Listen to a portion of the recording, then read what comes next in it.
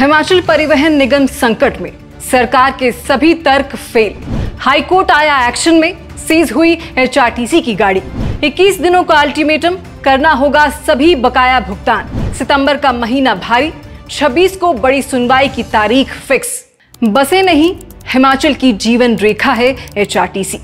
बर्फीली चोटियों से लेकर गांव शहर तक की कड़ी, हर सफर में उम्मीदें ढोती, हर मोड़ पे हौसला देती। पर थके हुए कर्मचारी अब भी बकाया दर्द सहते। सम्मान मिले उनको भी जिनके पसीने से ये पहिए चलते।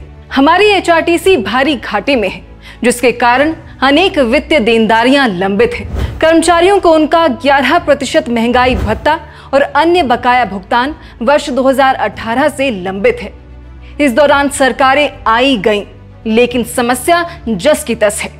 वर्तमान हालात ये हैं कि जून महीने का वेतन और पेंशन भी सरकार के खिलाफ विरोध प्रदर्शन करने के बाद जारी किए गए थे।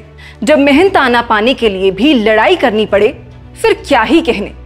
खैर, आज की वीडियो में बात करेंगे हाईकोर्ट के एक्शन की। जानेंगे कोर्ट में क्या मामला चला है, कोर्ट के पिछले आदेश क्या थे और अब ऐसी क्या नौबत आन पड़ी कि गाड़ी जब्त करने का आदेश कोर्ट को देना पड़ा। कोर्ट ने अपने फैसले में और क्या क्या कहा है, अगली सुनवाई की तारीख पर क्या होगा, साथ ही निगम के माली हालात का भी संक्षेप में विश्लेषण करेंगे। आपसे अनुरोध है कि वीडियो को शेयर कर हमारे चैनल को सब्सक्राइब जरूर करें। दरअसल अदालत में एचआरटीसी से जुड़े करीब 300 मामले लंबित हैं, जिनमें कर्मचारियों ने एचआरटीसी की संपत्ति जब्त करने की मांग की है। हिमाचल कोर्ट ने लंबित एरियर के भुगतान से जुड़े मामले में सुनवाई करते हुए सरकार को निर्देशित किया था कि 28 फरवरी 2025 से पहले कर्मचारियों एवं पेंशन भोगियों के सभी बकाया दे दिए जाएं। लेकिन सरकार आदेश का पालन नहीं कर पाई, जिसके बाद दोबारा कोर्ट का दरवाजा खटखटाया गया। और अब क्योंकि पिछले आदेश के बाद से अब तक 8 महीने का समय बीत चुका है, सरकार के वकील ने अपना पक्ष रखते हुए प्रदेश की माली हालत और आर्थिक समस्याओं का हवाला दिया, जिसे पूर्ण रूप से खारिज करते हुए कोर्ट ने स्पष्ट किया कि वित्तीय बाधाएं बहाना नहीं हो सकती।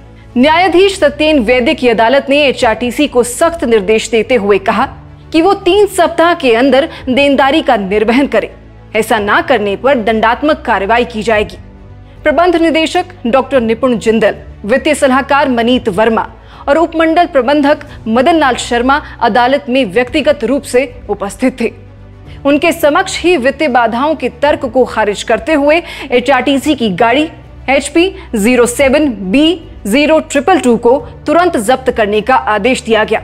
हालांकि गाड़ी के इस्तेमाल पर रोक प्रतीकात्मक है, साथ ही प्रबंधन के लिए चेतावनी है, क्योंकि कर्मचारियों ने कोर्ट से कहा कि सरकार यदि हमारा भुगतान नहीं कर सकती है तो निगम की संपत्ति को बेचकर हमारी देनदारी चुकाई जाए।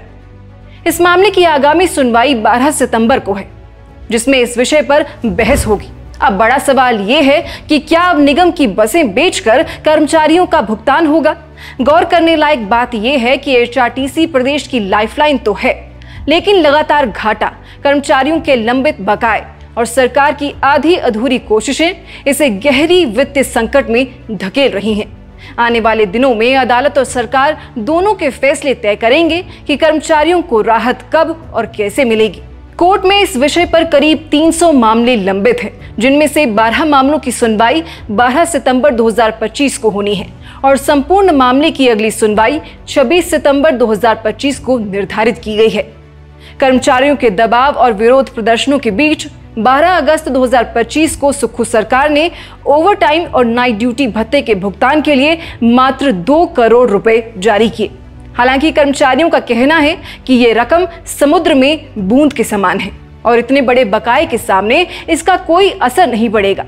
वर्तमान में एचआरटीसी में 10,853 कर्मचारी कार्यरत हैं। छठे वेतन आयोग के लागू होने के बाद भी कर्मचारियों को एरियर का भुगतान नहीं किया गया है। चालकों और परिचालकों ने लंबे समय से रात्रि भत्ते और ओवरटाइम के भुगतान की मांग उठाई है। इसका बकाया अब 100 करोड़ रुपए तक पहुंच गया है। वहीं दूसरी तरफ निगम का संचित घाटा अब बढ़कर 2200 करोड़ रुपए तक पहुंच गया है। साल दर साल ये घाटा बढ़ रहा है।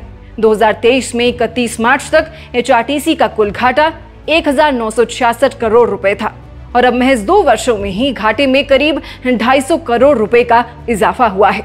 इन तमाम मुद्दों को लेकर मुख्यमंत्री सुखविंदर सिंह सुक्खू ने विधानसभा के हालिया मॉनसून सत्र में अपना पक्ष रखते हुए कहा कि ओपीएस के फैसले से सरकार के खजाने पर वित्तीय बोझ बढ़ा है और ये निर्णय कर्मचारियों के हित को मद्देनजर रखते हुए लागू किया गया है। ओपीएस बहाली के चलते केंद्र सरकार ने राज्य की 1600 करोड़ की अतिरिक्त उधारी रोक दी है, जो प्रदेश की वित्तीय स्थिति पर भारी दबाव डालता है।